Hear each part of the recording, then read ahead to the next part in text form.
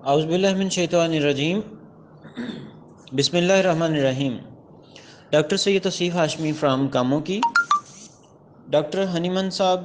کی آرگینن 6 edition ایفورزم number 12 کی آج بات کریں گے. ڈاکٹر ہنیمن صاحب لکھتے ہیں اس میں کہ بیماریاں جب بھی پیدا ہوتی ہیں وہ صرف مرضیاتی طور پر متاثر حیاتیاتی توانائی سے پیدا ہوتی ہیں، اور جو مرضیاتی مظاہرہ دیکھنے میں آتا ہے اس سے جسم کی باطنی تبدیلی کا بھی اظہار ہوتا ہے، یعنی اندرونی قوت حیات کے سارے مرضیاتی خلل کا پتہ چلتا ہے. مختصر یہ کہ پورے مرض کو آشکار کر دیتا ہے. علاوہ ازیں تمام مرضیاتی اظہار اور تمام مرضیاتی تبدیلیاں جو صحت مند حیاتیاتی عمل میں پیدا ہوتی ہیں جب علاج سے غائب ہو جائیں تو لازمی طور سے یہ نتیجہ اخذ کرنا چاہیے کہ قوت حیات بحال ہو گئی ہے اور پورے جسم کی صحت بھی بحال ہو گئی ہے. اب اگر بات کی جائے ایفورزم نمبر 12 کے جو کی پوائنٹس ہیں اس میں چند ایک چیزیں جو ایلیبوریٹ کرنے کے قابل ہیں اور کچھ چیزیں پہلے سے ہو چکی ہیں. ایک تو حیاتیاتی توانائی قوت حیات، یہ آلریڈی ہم ایلیبوریٹ کر چکے پچھلے ایفورزمس کے اندر.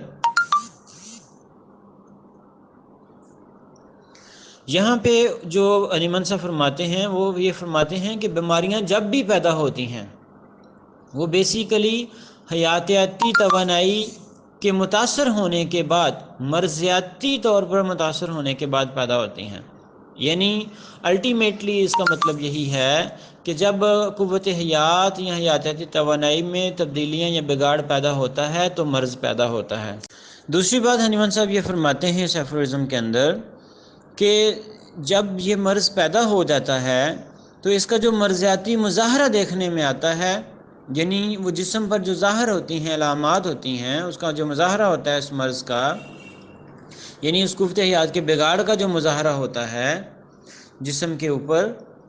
اس سے اس جسم کی باطنی تبدیلی کا بھی اظہار ہوتا ہے. یعنی جسم کے اندر کیا تبدیلیاں رونما ہو رہی ہیں، یعنی اندرونی قوت حیات کے سارے مرضیاتی خلل کا پتہ چلتا ہے. یہاں پہ بیسیکلی ہنیمن صاحب یہ فرماتے ہیں کہ جب جو علامات ظاہر ہوتی ہیں جسم کے اوپر وہ مکمل تصویر بنا رہی ہوتی ہیں قوت حیات کے خلل کا یا بگاڑ یا عدم توازن کا. ایسا نہیں ہوتا کہ خلل زیادہ ہو اور قوت حیات کا جو بگاڑ ہے وہ زیادہ ہو اور جسم پر جو اس کا اظہار ہے وہ کم ہو رہا ہو، تو ایسا نہیں ہے. اس کا مطلب یہ ہے کہ جتنا بھی بگاڑ ہے اس کا مکمل طور پر اظہار اس کے جسم کے اوپر اس کے مظاہر ظاہر ہوں گے. تو الٹیمیٹلی وہ یہ فرماتے ہیں کہ قوت حیات کے سارے مرضیاتی خلل کا پتہ چلتا ہے اس مرضیاتی مظاہرے کی وجہ سے. یعنی اگر مختصر یہ بیان کیا جائے تو وہ یہ فرماتے ہیں مختصر یہ کہ وہ پورے مرض کو آشکار کر دیتا ہے. یعنی وہ جو سارا کا سارا مظاہرہ ہے، یعنی وہ جو علامات ظاہر ہو رہے ہیں جسم کے اوپر، اس سے جو